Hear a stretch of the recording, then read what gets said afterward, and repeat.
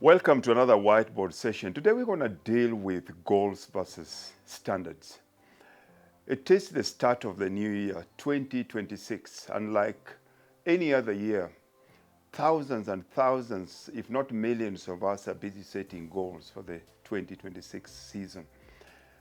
And in not this particular order, majority of people will set their goals. Number one, they want to make more money. Number two, they want to lose weight. Number three, they want to be happy in their relationships. And if you go back all the way, 10, 15, 20 years, you will see they've set all these goals for a very long period of time, but they've never achieved them. Your goals are just wish lists. Goals are exciting because you get a flip of dopamine when you talk about your goals. You get excited. It's something that is external. It's something that if you're very focused, you can even visualize and see it. But the common $1 million question here is, how comes with the number of people that are setting goals, only very few people achieve? And I'll bring you down to a very simple explanation. Goals don't define your life. Standards do.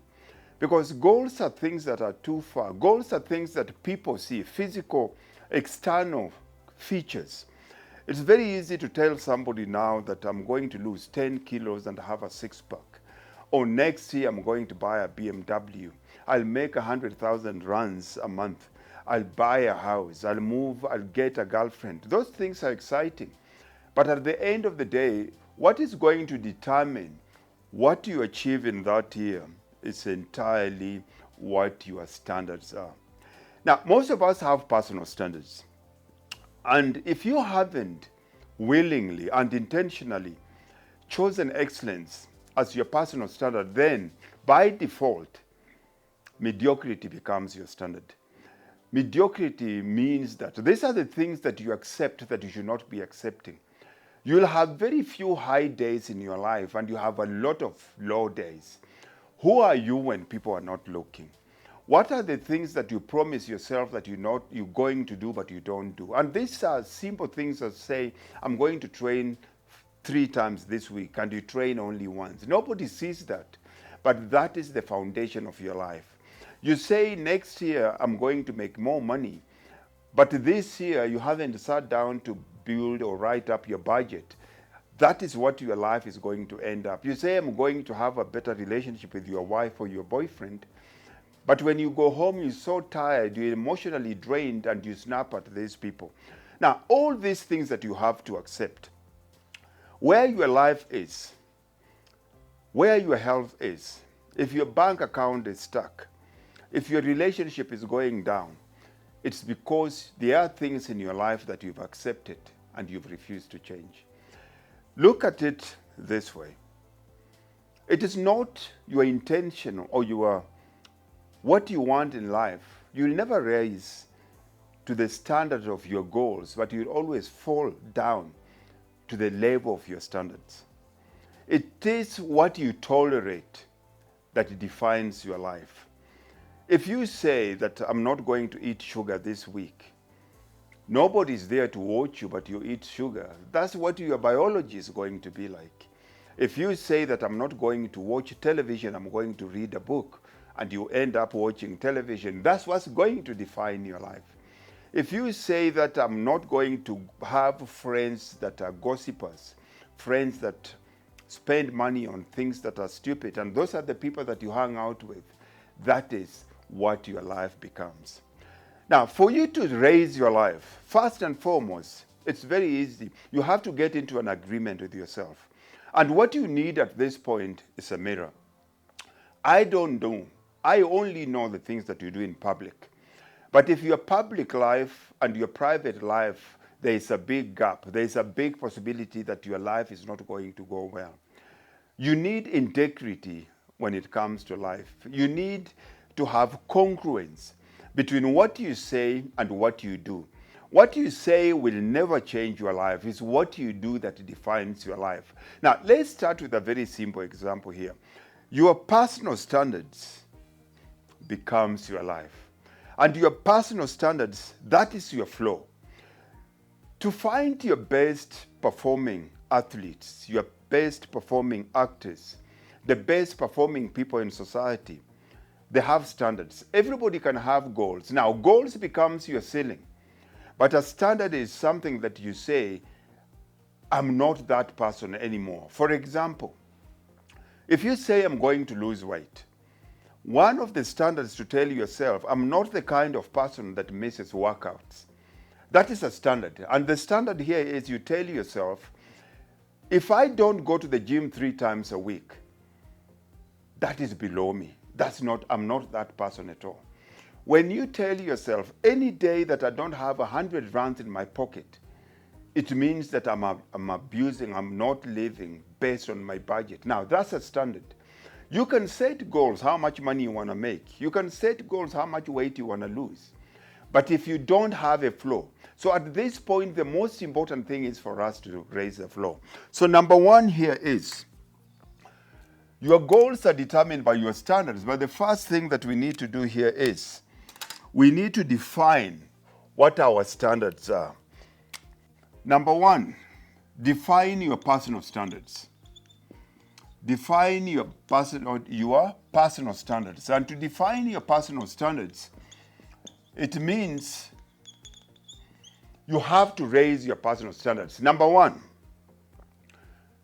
you do this by asking yourself questions. Number 1, what are the things that you're not going to tolerate from yourself? Personally, I don't tolerate lies.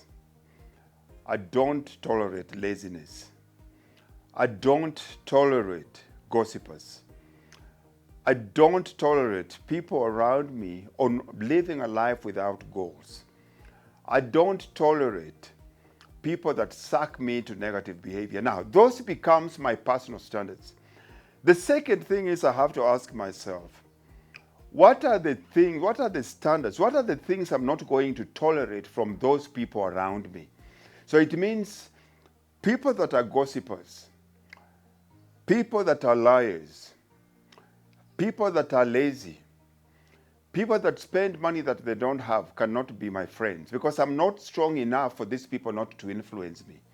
Now that becomes your standards. You have to define what your personal standards is.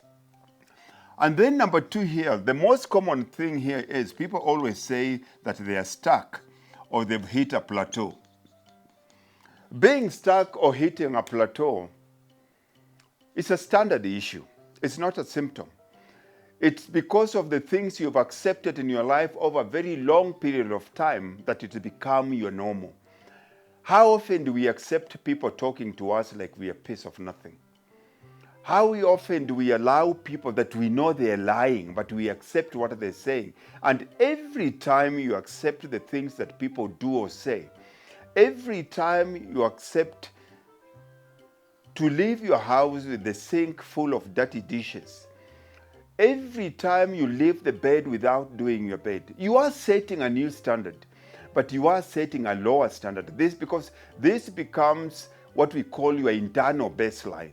This becomes normal. You are reprogramming your brain as to what your new normal is. What are the things that you stand for? Now, all of a sudden, you cannot change your external life until you fixed those minimums. Because your internals becomes the code that you live by. You have to say that I'm not going to get out of bed without doing my bed. That's a standard. I'm not going to leave the house without brushing my teeth. That's a standard.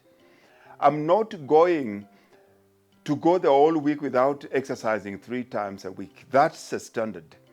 I'm not going to eat any meals that I didn't cook myself unless I eat out only once a week. That's a standard. Because anytime you tell yourself all those things, automatically your brain starts to create new standards for yourself. So what I need you to do at this point is, I need you to identify which area in your life are you stuck in, and draw a new line in the sand and tell yourself, I'm not going to be an impulsive spender of money this month. If you go to the supermarket and you find there's something on discount and you have a list of what you're supposed to buy, you stick to what is on the list. Because if you find peanut butter that is 50% off and it's not on the list, you're going to be stuck when it comes to your finance because you've spent 50 rands that is outside your budget. It might be on discount, but it's not on discount for you. The other thing that we're going to look at here is raising your flow. Raise your flow. One of the hardest things is to stay motivated when you're at the top. You admire people like Hamilton. You admire people like Mayweather. You admire people like Michael Jordan. You admire people like Tiger Woods, people that were at the top. But they still kept on raising their flow. They still exercised. If you're hungry and you're poor and you knew you haven't reached the peak yet, it's easy to wake up in the morning and go for a 10-kilometer run. It's easy for you to eat right. But now you have all the money. People like Messi, people like Ronaldo. He's got all the fame. He's got all the money in the world, but he's still at the top of the mountain. Now, that is the person that has very high flows. He has very high standards. Because at the end of the day, character determines how successful you are in life. Because character is what you do when no one is watching. And what you do when no one is watching is what it defines who you become in life. Because your lowest points will be the ones that are going to define who you are. High performance is stabilized by your lows and not your highs. There's so few days in our lives that we are motivated. Most of the other things, we do them because we've created a system around it. And based on the standards, I cannot go below those things because that's who I am. I'm no longer that person at that time. I have to become a new person in the way I talk to myself, the way I treat myself, the way I work out, the way I eat. And in doing this, automatically, it raises what I call my non-negotiables baseline. You have to have non-negotiables. If you have to get into a relationship, romantic relationship, what are your non-negotiables?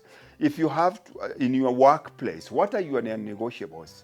Your family relationship. Because if you don't have non-negotiables, it means you are for sale. Anything can go with whatever people say. Number 4 here is excuses. Excuses wear a dress. Excuses wear a dress.